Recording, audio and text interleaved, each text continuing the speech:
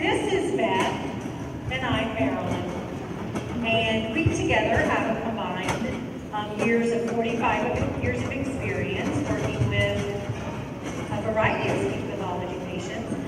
Beth has been at the hospital for about, I think, 13 or so years, haven't you, Beth? And I'm finishing up my 7th year here, and a good bulk of our caseloads definitely deal with the Parkinson's population. We are both certified in the 2 specialty programs that speech pathology can offer to Parkinson's patients, which is the Lee Silverman Voice Therapy Loud program. Many of you are familiar with that and taken it. And we are now certified and offer what's called the Speak Out program here at this facility, at this location. As we're doing our presentation, we will kind of educate you guys a little bit more on both of those programs and talk to you about those programs so that you'll know what we have to offer here at this facility. Today, though, we are here to talk about learning to live and speak with intent.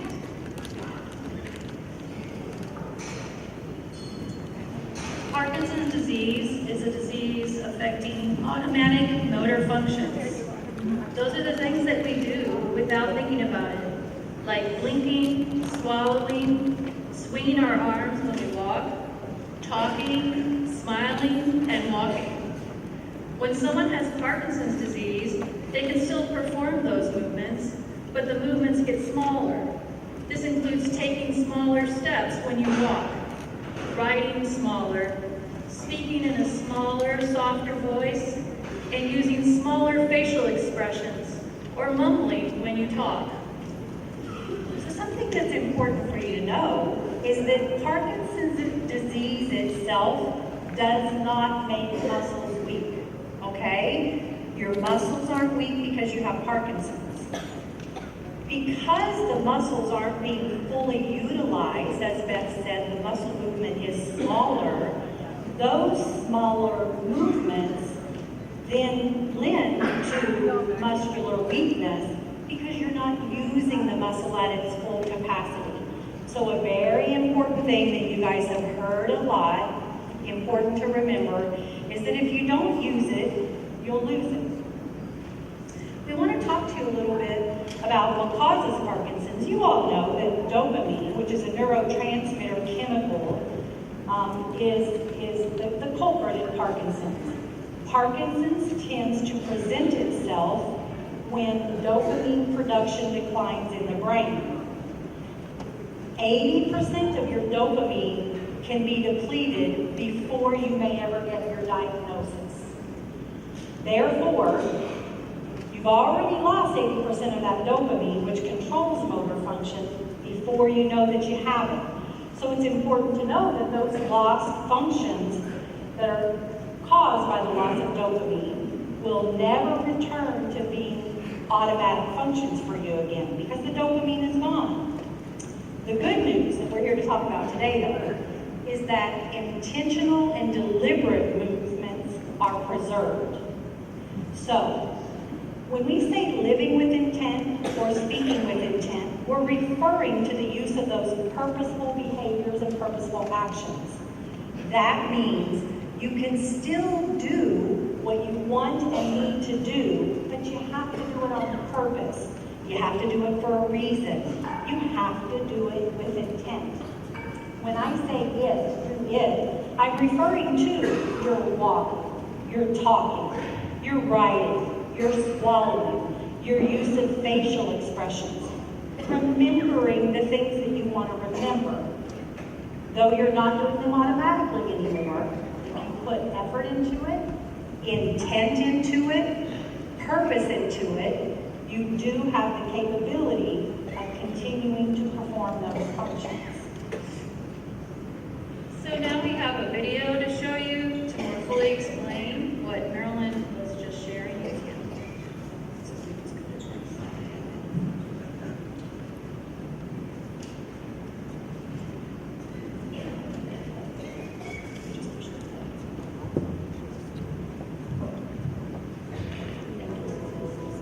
Parkinson's disease develops when cells in the brain that produce a chemical called dopamine die or become impaired. by the time someone has any symptoms of Parkinson's, as much as 80% of the dopamine in the brain could be depleted. To understand the role of dopamine, let's briefly explain neurons and neurotransmitters. There are billions of neurons in the brain. Neurons receive information from other neurons, process that information, and then send the information to other neurons. In this diagram, you'll notice that there is a gap between the two neurons, which is normal for all humans. This gap prevents information from being passed from one neuron to the next. It's like a short in an electrical circuit. This is where dopamine comes into play. Dopamine is released into the gap and helps transmit information from one neuron to the next. This is why dopamine is called a neurotransmitter. Dopamine specifically helps transmit impulses that control automatic movements. Since people with Parkinson's don't have enough dopamine, it becomes difficult to produce automatic movements, such as walking, talking, and writing. However, there is some good news. People with Parkinson's can control some of their movements with one simple concept: intent. You see, humans have two basic motor systems that control movement: the extrapyramidal system and the pyramidal system.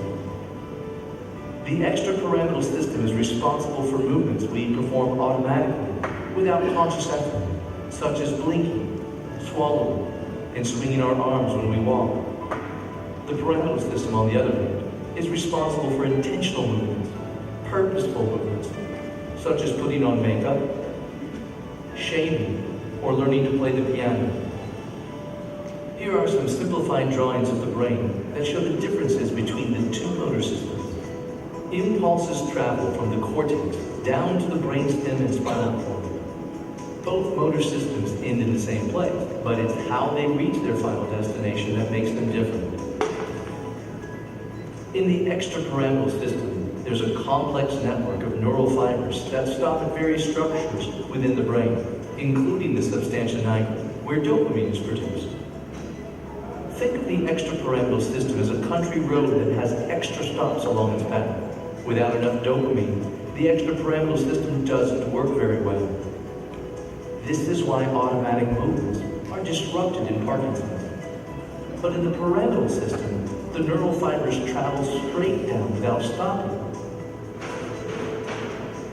Think of the pyramidal system as an expressway. Since the neural fibers don't stop to communicate with other structures, this motor system works better for people with Parkinson's. Intentional and deliberate movements are preserved. We activate the pyramidal system when we consciously and purposefully produce a movement.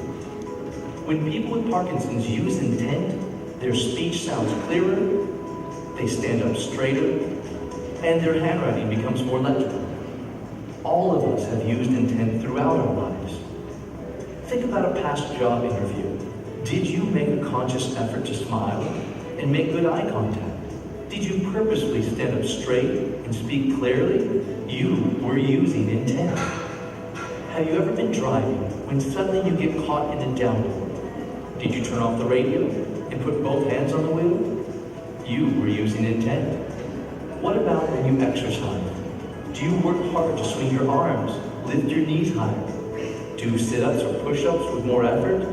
This is intent.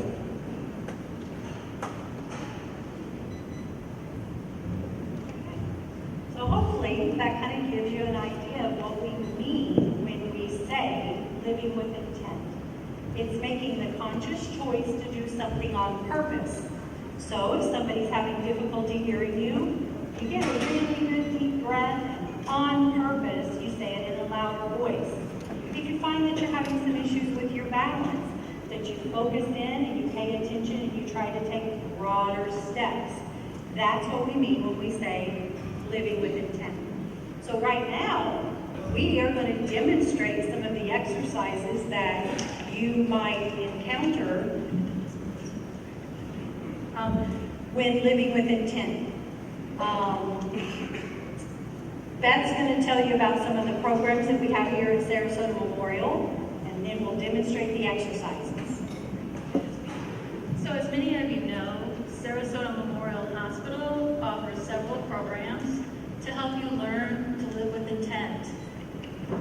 The LSVT BIG program can be delivered by a physical therapist or an occupational therapist certified in the program. And this program targets balance, walking, and core strength. In addition, we have the LSVT Loud program, which is delivered by a certified speech therapist. This program targets voice and often improves swallowing function. We also have the Speak Out program that Marilyn was talking about earlier, also delivered by speech therapy. And this program targets speech, swallowing, voice, and cognition. You guys have the ability to access any of these programs by simply going to your primary care doctor or to your neurologist and mentioning that you've heard about the programs and that you would be interested in trying them and getting a physician's order and then taking it to the location of your choice that offers the service. So, let's do some of the types of exercises that you might do in the big program. Because we're a little bit limited here, with our seats. I want everybody to, I'm going to use my loud voice and step away. Everybody hear me still okay? I'm going to loud. Okay, hands on the front of your legs. I want you to stretch up and reach the sky. Stretch up to the sky as big as you can. Go high, high, high. Stretch, stretch, stretch. And then back down to the front. You feel how you're doing it with a lot of intent. Go way up high. Reach high, high, high. Go as high as you can. Stretch those fingers to the ceiling.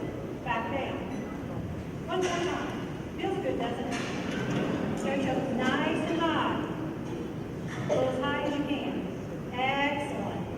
All right. Now, let's exercise our voice with some intent. Nice, big, loud voices. We're going to do, as you see up on the screen, an exercise where we go through may, me, my, mo, and who, kind of in a sing-songy voice. I'm going to demonstrate it for you because we're going to exercise our diaphragm. We want to fill the lungs up with air as much as we can. So start this. Join in with me as you know what you're supposed to be doing with a good deep breath. Deep. May, me, my, mo, who. Good. Get it all out on one breath if you can. Another good deep breath. Louder.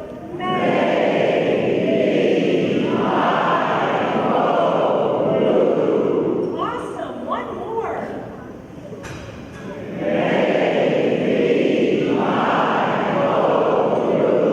You just had an excellent exercise for not only your vocal cords, but your diaphragm. Really important muscle for us to keep activated when we have Parkinson's because it can develop stiffness. Now we're going to work on stiffness in the vocal cords. We're going to basically sing up and down the scale. Similarly, we're going to take a nice deep breath and we're going to do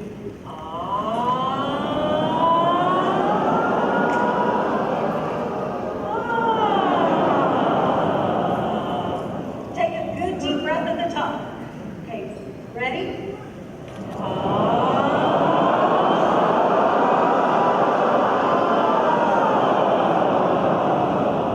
Awesome. With intent, big breaths.